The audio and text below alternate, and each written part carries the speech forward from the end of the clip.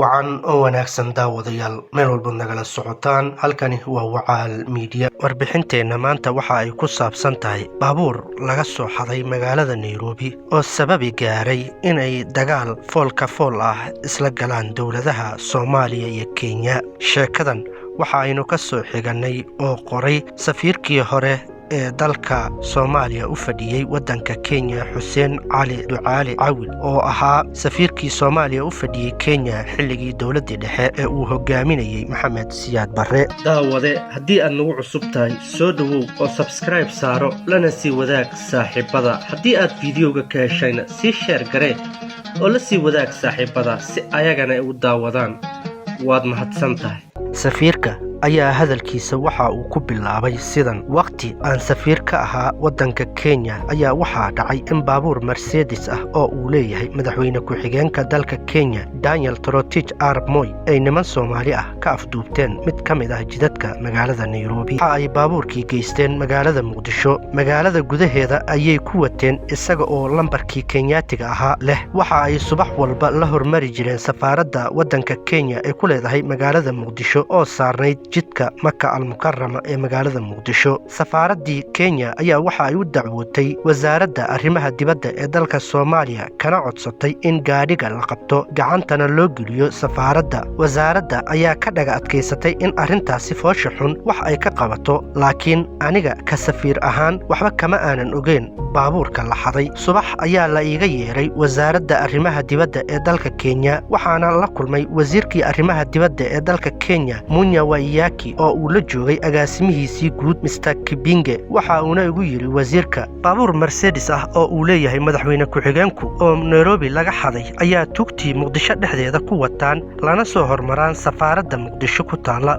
Waa waxaan naga suurtoobin gaadhi laga xaday magaalada Muqdisho oo uu leeyahay madaxweyne ku-xigeen Soomaaliyeed in lagu dhex wato magaalada Nairobi. Safaaradda Kenya ee Muqdisho waxa ay la xidhiidhay wasaaradda arrimaha dibadda ee Soomaaliya waanay la socodsiisay arrinta baabuurka. Wasaaradda waxba kama aynan qabanin arrintii. Waxa aan kaa codsanaynaa inaad dowladda gaadhsiisid sida aanu arrinkaasi ugu xunnahay una sheegtid in dhaawac ay u geysan karto xidhiidhka wanaagsan ee ka dhexeeya labada dal. Safiirka oo hadalkiisa sii wata ayaa waxa uu yidhi, aad ayaan uga xumaaday arrinka wasiirku ii sheegay. Markii aan safaaraddii ku soo laabtay ayaan telefoon u diray Cabdiraxmaan Jaamac Barre oo ahaa wasiirkii arrimaha dibadda ee dalka Soomaaliya. Waxa aan ka codsaday in arrinta baabuurka wax laga qabta. Waxa uuna iigu jawaabay, waxay nimanku Soomaalidu ku doodayaan in ay iyagu baabuurka leeyihiin. Aniga ayaa waxaan haddana ku iri ayuu yidhi safiirka, ma nimankan dhallinyarada ah ayaa yeelan kara baabuur Mercedes ah oo nooca ugu qaalisan ah? Tan kale, ma dowlad baa sheegan karta gaadhi aanay lahayn? Wadahadalladeennii aniga iyo wasiirka is-afgaranwaa ayuu ku soo dhammaaday. Waxaa kale oo aan teleefon u diray Axmed Saleebaan Dafle, taliyihii sirdoonka Soomaaliya oo awood u lahaa in uu baabuurka qabto inamadana xabsiga dhigo. Axmed Saleebaan waa uu ii qiray inay tahay arrin fool xun. Waxa uuna ii sheegay inuu ka qaban doono wax kasta oo suurtagal ah oo isagu uu ka qaban karo. Waxaa kale oo uu ii sheegay in nimankan dhallinyarada ah ee baabuurka soo xaday ay meel adag dhabarka saareen. Meesha adag ma uusan ii sheegin, anigana xilliga ma aanan weydinin. Waxaa telefoon ii soo diray xeer ilaaliyaha guud ee dalka Kenya Charles Jonjo. Kenya ma aysan lahayn xilligaasi wasiir cadaaladeed. Xeer ilaaliyaha ayaa waxa uu ahaa wasiirka cadaaladda. Charles Jonjo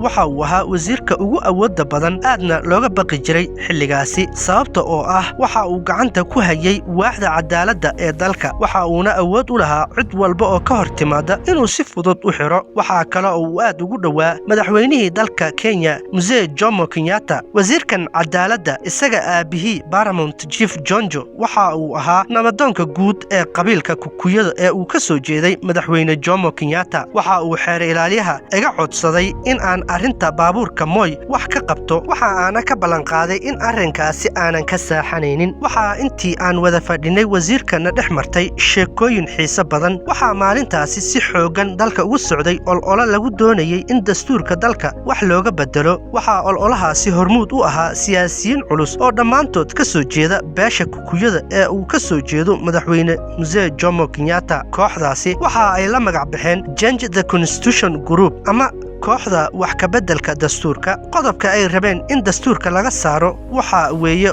qodobka qoraya haddii madaxweynuhu isagoo xilka haya uu geeriyoodo waxaa la wareegaya madaxweyne ku-xigeenka muddada 3 bilood ah ee doorashada ka horreysa. waxa ayna rabeen in xilka si kumeel gaar ah oo uu qabto guddoomiyaha baarlamaanka ama guddoomiyaha maxkamadda sare oo labaduba kuyo ah. danta siyaasiyiintaasi ay lahaayeen waxa ay ahayd iyaga oo diidan in Daniel Toroitich Arap Moi oo ka soo jeeda qabiilka Kilinjiinka uu noqdo madaxweynaha dalka Kenya. sheekadii aan lahayn aniga iyo Charles Jonjo waxa ay taabatay ololihii la rabay in dastuurka wax looga bedelo. waxa uuna igu yiri Daniel Toroitich Arap Moi saaxiib ayaan nahay, waa nin miskiin ah oo wanaagsan. qabiilkan kuyada ah ee aan ka dhashay kabahooda waa ay ka weynaadeen. waxa ayna moodaan in Kenya kaligood ay leeyihiin, ma rabaan cid kale oo dalkan ku nool inay madaxweyne ka noqoto. waxaan rabaa in aan tuso in dalka lala leeyahay oo aanay kaligood lahayn, oo Daniel Toroitich Arap Moi oo ka soo jeeda qabiilka Kilinjiinka uu dalkan madaxweyne ka noqon karo. ololaha socdana berrito wixii ka dambeeya ma maqli doontid. subaxnimadii dambe ayuu Charles Jonjo xeer ilaaliyaha guud ee dalka Kenya sharci hor keenay baarlamaanka Kenya. qof allaale qofkii ka hadla mala awaalka geerida madaxweyne Mzee Jomo Kenyatta sidii uu sheegay maalintii labaad ololihii xooggiisa waa uu istaagay, halkii ayuuna ku istaagay oo mar dambe wax waday ma aysan jirin. Charles Jonjo waxa uu ku guulaystay in Daniel Toroitich Arap Moi uu ka badbaadiyo siyaasiyiintii kukuyada ahaa ee awoodda badneed kana dhigay madaxweynaha dalka Kenya. jagadaasi madaxtinimada oo uu Daniel Toroitich Arap Moi hayay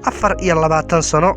waxaa ii muuqatay in sida keliya ee arrinta baabuurka wax looga qaban kara ay tahay in aniga oo la xiriira madaxweyne Maxamed Siyaad Barre. warar aan Muqdisho ka helayay ayaa ii sheegay in nimankii tuugada ahaa ee baabuurka ka xaday magaalada Nairobi sumcad loo yeelay loona bixiyey magaca ah geesiyaal. madaxweyne ku-xigeenka dalka Kenya baabuurkiisa kala soo baxsaday magaalada Nairobi soona dhex mushaaxay dalka Kenya kalana soo tallaabay xuduudda Soomaaliya ay la leedahay waddanka Kenya. Maxamed Siyaad Barre aan ku aqaanay inuu ahaa shakhsi marka aad arrin maangal ah ula tagto markiiba aqbala. telefoon ayaan u diray. wadahadalkayagii waxa uu u dhacay sidan. aniga ayaa waxaan idhi madaxweyne, markii aad Nairobi ii soo bedelaysay ballanqaadkeennu waxa uu ahaa in aan xaqiijiyo xidhiirka ka dhexeeya labada waddan inuu soo wanaagsanaado. haddana waxaa ii muuqata in ballanqaadkii uu isbeddel ku yimid. madaxweynaha ayaa waxa uu weydiiyey waxa jira. aniguna waxaan ugu jawaabay baabuur Mercedes ah oo Arap Moi uu leeyahay ayaa niman Soomaali ahi waxa ay ka soo xadeen magaalada Nairobi, waxa ayna la tageen magaalada Muqdisho, waxa ayna ku dhex wataan magaalada. safaaradda Kenya ayaa u dacwootay wasaaradda arrimaha dibadda. wasaaraduna waa ay iska dhagatirtay. dowladda Kenya ayaa soo gaadhsiisay sida ay arrinkani uga xun tahay, waana arrin xidhiidhka labada waddan dhaawici kara. madaxweyne Maxamed Siyaad Barre ayaa waxa uu igu yiri ma la hadashay Cabdiraxmaan Jaamac Barre, wasiirkii arrimaha dibadda ee dalka Soomaaliya iyo Axmed Saleebaan. aniguna waxa aan ugu jawaabay labadaba waan la hadlay, wax natiijo ahna kama aysan soo bixin wadahadalladeeni. Siyaad Barre ayaa waxa uu yiri war wuxuu miyaanay xishoonayn, aniga ayaa si dhaqso ah amar u bixinaya. 11kii barqanimo ayay ahayd markii aan madaxweyne Maxamed Siyaad Barre kula hadlay qadka teleefanka. waxaa xamar la iiga soo sheegay isla maalintii